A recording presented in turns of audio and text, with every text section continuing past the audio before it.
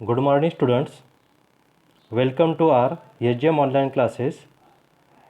Today we are going to learn poem number 2.3, Somebody's Mother, written by Mary O'Brien. Mary O'Brien was born in 1816 and died in 1913. She was poet, author and lyricist.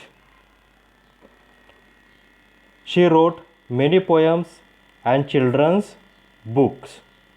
She is best known for her poem Somebody's Mother.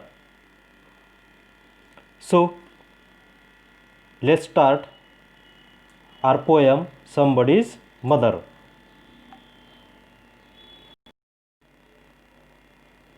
The woman was old and ragged and grey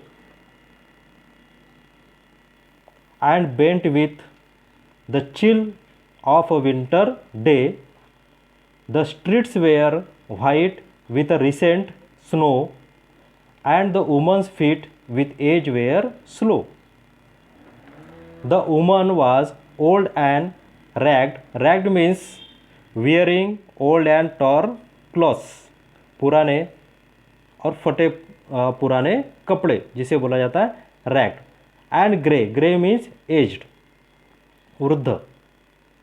and bent with the chill of a winter's day. The poem starts with a woman who had worn torn clothes was old and aged. ये जो poem है एक old woman से start होती है जिसने फटे पुराने कपड़े पहने हुए हैं और काफ़ी उम्र की है, वृद्ध है. There was winter season and the winter colds was so extreme to bear that the old woman was bent down. Bent down यानी झुकना. Bent means झुकना. तो ठंड के दिन है, इतनी ज़्यादा ठंड है कि उस ठंड के दिनों में उस वुमन को, उस ओल्ड वुमन को सीधा उसे खड़े रहते आ नहीं रहा है, तो वह थोड़ा सा बेंट हो चुकी है. उस ठंड के कारण वह बेंट हो चुकी है. The streets were white with a recent snow. Streets, रास्ते, were white. Here white means covered with a recent snow. Snow यानी बर्फ. बर्फबारी, हमारे इधर बारिश होती है, उसी तरह कश्मीर के साइड में या विदेशों में बर्फ़ की बारी होती है. The streets were white with a recent snow and the woman's feet with age were slow. As it had snowed, the streets had been white. Recent में यानी अभी अभी हाल ही में बर्फ़ की बारी हुई है, स्नोफॉल हुआ है, इसलिए जो भी उस शहर के रास्ते जो है वो पूरे बर्फ़ से कवर्ड हो चुके हैं, वो वाइट वाइट दिखाई दे रहे हैं. The old woman was walking slowly because of her old age. अब उसी रास्ते के ऊपर जो रास्ता पूरी तरह से बर्फ़ से ढक चुका है, इसी कारण वह रास्ता वाइट दिखाई दे रहा है. तो उस रास्ते के ऊपर से एक वृद्ध महिला जा रही है. उसकी उम्र काफ़ी है, वो वृद्ध है, इसीलिए वह उस बर्फ़ के ऊपर से काफ़ी धीरे धीरे चल रही है. Second stanza. At the crowded crossing the waited long, jostled aside by the careless throng of human beings who passed her by, unheeding the glance of her anxious eye.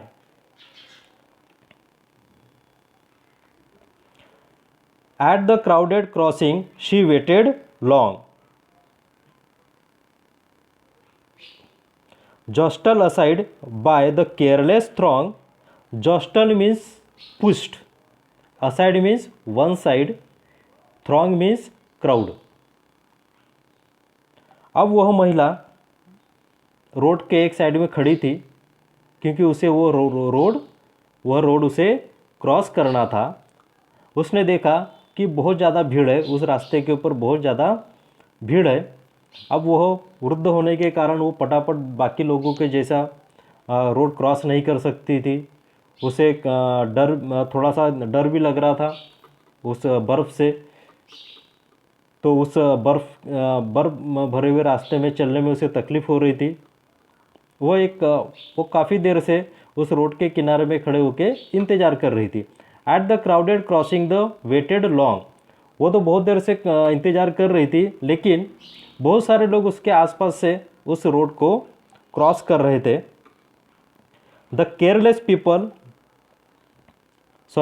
जस्टल aside by the careless throng. The careless people pushed her to one side who was passing by her. अब careless people jostle aside, अब careless जो word है ये वहाँ पर जो लोग आना जाना कर रहे थे, जो लोग उस महिला के बाजू से गुजर रहे थे, रोड को क्रॉस कर रहे थे, उन्हें बोला गया है केयरलेस पीपल है और केयरलेस क्राउड। उसमें से कुछ लोगों ने क्या किया कि क्रॉस करते वक्त उस महिला को देखा नहीं और उसे पुश कर दिया, उसे धक्का दे दिया और उसे एक साइड में कर दिया। Of human beings who passed by हर, जो भी लोग उसके आसपास से जा रहे थे उसमें से कुछ लोग उसे धक्का दे देते और उसे एक साइड में खड़ा कर देते।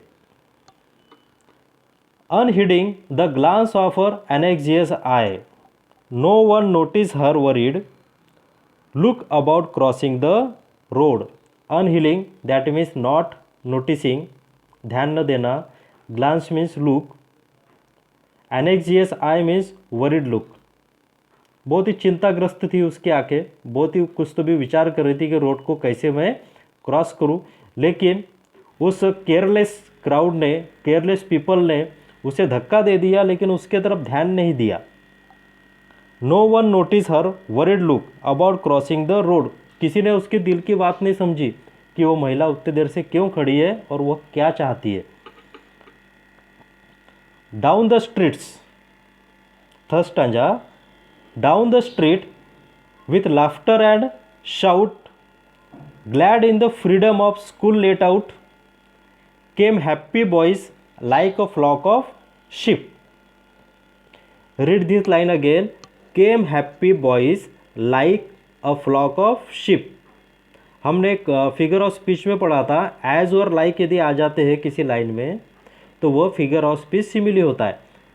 सो in this way this line is the example of, this line means came happy boys like a flock of sheep.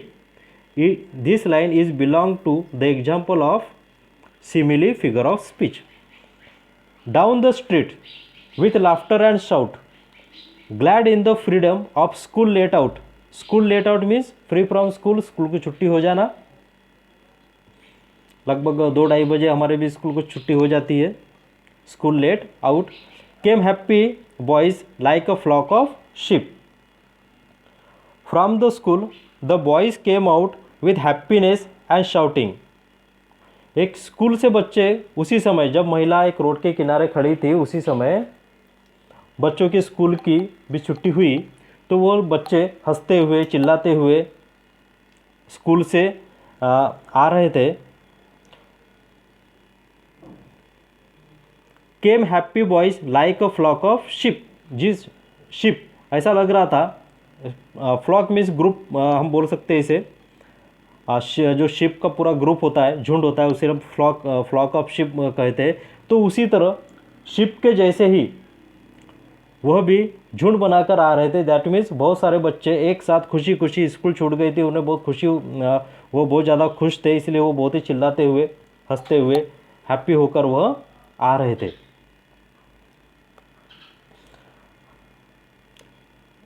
Hailing the snow, piled white and deep, past the woman so old and grey, hastened means quickly, the children on their way. Hailing, welcome, स्वागत करना। Hailing the snow, piled white and deep, वह बच्चे, उन बच्चों ने देखा कि बाहर रास्ते के ऊपर स्नो की बारिश हुई है, बर्फ़बारी हुई है, तो उन्होंने उस बारिश का वेलकम किया वेलकम मीन्स हियर, वो बहुत ज़्यादा खुश हुए कि उन्हें स्कूल छुट्टी होने के बाद में उन्हें बर्फ़ के साथ खेलने मिलेगा। रास्ते के ऊपर क्या है, सिर्फ बर्फ़ ही बर्फ़ है। वो बहुत ज़्यादा खुश हुए। By seeing the heap of snow the boy started to shout merrily. उस बर्फ़ को देखकर, स्नो को देखकर बच्चों ने बहुत चिल्लाना शुरू किया। Past the woman so old and grey. जो वुमन वहाँ पर खड़ी थी, जो कि बहुत ही वृद्ध थी, एजेड थी, उस वुमन के बाजू में वो चिल्लाते हुए रोड क्रॉस कर रहे थे। And they started to go ahead of that old and aged woman very quickly on their way, hastened the children on their way. और वो तो चिल्लाते हुए बच्चे आए, खुशी खुशी आए, बहुत ज़्यादा चिल्लाने लगे, बहुत ज़्यादा उन्हें खुशी हुई। एक तो स्कूल छूट गई थी, ऊपर से रास्ते के ऊपर उन्हें बर्फ़ ही बर्फ़ दिखाई दे रही थी। लेकिन उन बच्चों ने भी उस महिला की तरफ ध्यान नहीं दिया। वो आए और पट से रोड क्रॉस करके आगे बढ़ गए। First stanza, none offered a helping hand to her, so weak and timid, afraid to stir, lest the carriage wheels और the horse's feet should trample her down in the slippery street.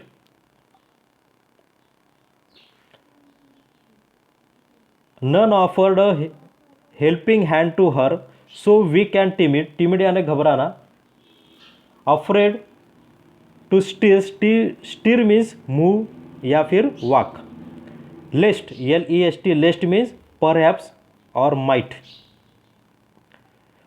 None offered a helping hand to her.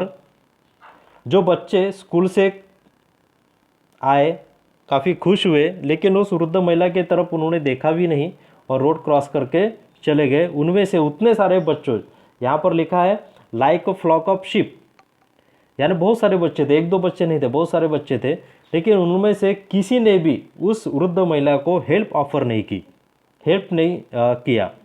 So weak and timid, afraid to steer, वो महिला तो बहुत ही कमज़ोर थी, बहुत घबरा रही थी कि उस रोड के ऊपर कैसे चले। लेस्ट, वो महिला सोच रही थी, लेस्ट द कैरेज व्हील्स और the horse's feet should trample her down in the slippery street. Trample means कुचल डालना, उसे डर था, कुचल डालना, उसे डर था कि जो भी रोड के ऊपर गाड़ियाँ चल रही है, हॉर्स कार्ट चल रही है, घोड़ा गाड़ी जिसे हम बोलेंगे, तो वो उसे कहीं कुचल ना दे।